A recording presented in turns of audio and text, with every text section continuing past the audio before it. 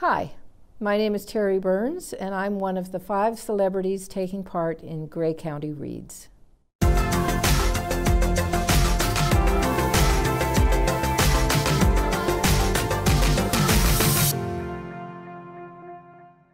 I've had a rather checkered career in theater and radio and photography and office administration, and also as a visual artist.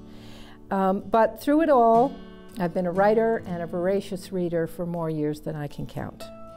Among my many writing projects were 9 novels, none of which were published, but the writing of which taught me a lot about long-form fiction. Most recently, I've produced 2 books of poetry, The Quality of Light and 12 Days, a bestiary. From 2013 to 2015, I was Owen Sound Poet Laureate. I've been associated with the Words Aloud Spoken Word and Storytelling Festival for 7 years as a volunteer, as coordinator from 2011 to 2013, and for 2016 and 2017 as artistic director. And for a couple of years, I was a poetry editor for the online publication Morale magazine. The book I'm defending is Bellevue Square, written by Michael Redhill. There are so many reasons why you should vote for Bellevue Square that it's hard to know where to start. At the most basic and arguably the most important level, it's just a terrific read. It's fast-paced, well-plotted, with lots of twists and turns and surprises that keep the reader engrossed from the first page to the last. There aren't too many books that I can call unput-downable, but this is one of them. It's kind of a mystery, kind of a psychological suspense story, kind of a quest story, but it's also often very funny and has moments of absolutely luminous writing. In my advocacy of Bellevue Square, I've been asked to consider plot, theme, and character. In addition to these 3 literary elements, I have also considered setting as well as language use, since these elements make such a significant contribution to the novel's atmosphere. At the novel's heart is its first-person narrator, Jean Mason. Jean is a wonderfully complex and sympathetic character who engages the reader's interest immediately, even though very early on there are signs that she's not entirely reliable. The reader meets Jean as she is becoming aware that she apparently has a double, a doppelganger, who has been sighted in the neighborhood in which Jean lives. Jean embarks on a quest to discover the identity of this doppelganger, who goes by the name Ingrid. As the novel progresses, though, the reader begins to notice inconsistencies and oddities in Jean's story, which build until it becomes difficult to establish where the truth really lies. Many other characters inhabit Bellevue Square, not least Ingrid Fox, Jean's double, who is a slightly distorted version of Jean. But some of its most interesting and appealing characters are those she meets in Bellevue Square. They all struggle with some form of mental illness, but they are much more than their symptoms. Rather, they are fully realized people with their own histories, life philosophies, behaviors, preoccupations, and kinds of psychiatric disorder. I've already mentioned that Bellevue Square is well plotted. The narrative is fast and active, with lots of entertaining dialogue. At the same time, the author includes a satisfying amount of introspection and personal reflections, which save the book from being merely a series of events strung together. I read the book twice, and both times I read it in 2 days. It's a very quick read.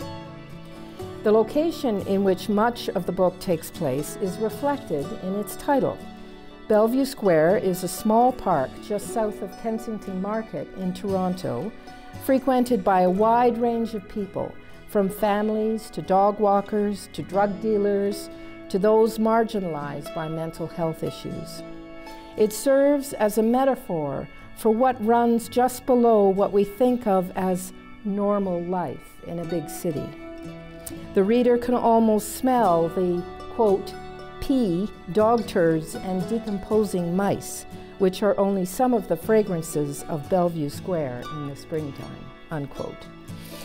Much of the book's action also takes place in the colorful district of Kensington Market itself, as well as a northern forest location which may or may not be a figment of the central character's imagination. The central theme of Bellevue Square is the nature of reality.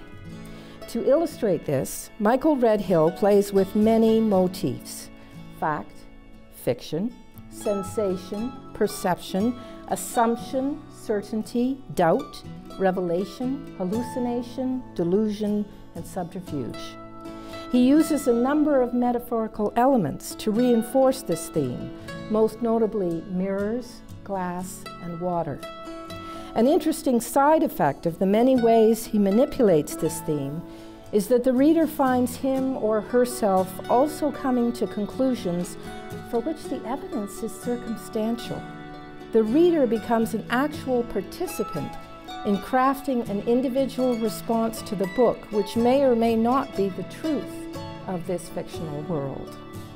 Other themes which emerge in the book include those of order versus disorder, coping with loss, issues around mental health and medicine, and the different kinds of community one bonds with. Finally, I also have to comment on the author's use of language. Michael Redhill is a very accomplished writer who is well-versed in multiple writing idioms: mystery fiction, poetry, playwriting, and literary fiction.